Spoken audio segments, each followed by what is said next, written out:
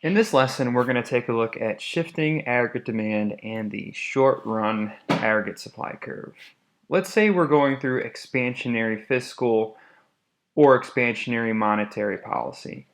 Both of those policies, expansionary policies, will increase the aggregate demand curve to the right, moving from AD to AD1, meaning that both our price level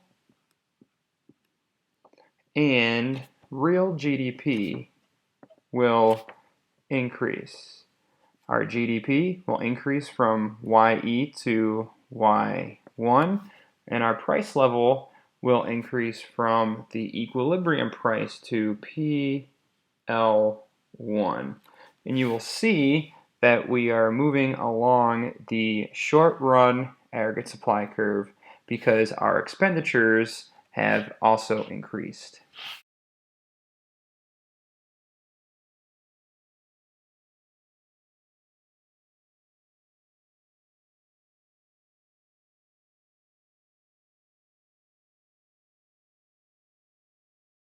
In this example, we're going to take a look at contractionary fiscal or contractionary monetary policies.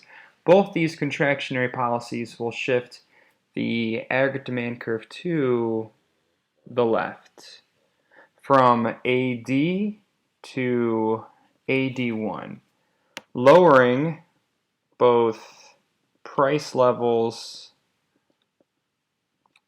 and GDP. Price levels will decrease from the equilibrium price to PL1, and our real GDP will decrease from the equilibrium quantity to Y1. And as you can see, we are moving downward along the short-run aggregate supply curve, showing that our expenditures have decreased.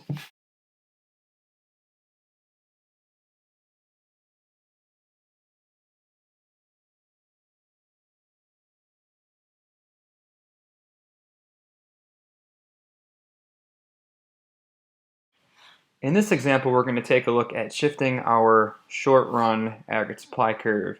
And let's say that our short-run aggregate supply curve shifts to the right, meaning there is an increase in supply, creating short-run aggregate supply curve 1.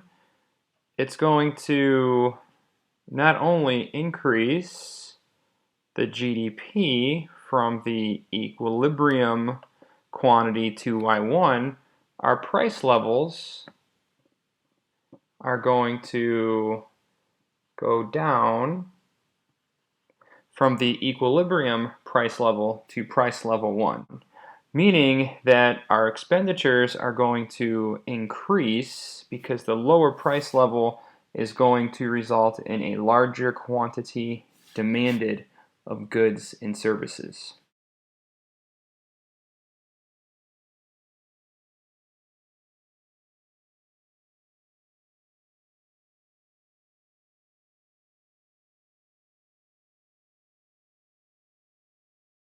This time we're going to take a look at a decrease, a leftward shift in the short-run aggregate supply curve, moving to SRAS1. You will see that our price levels are going to increase and our GDP is going to decrease. The GDP is going to decrease to Y1, and our price levels are going to increase to PL1. And as you can see, where it hits the aggregate demand curve, price levels are increasing, meaning that consumption is also going to decrease, and it's going to decrease the overall demand for goods and services when price levels are high.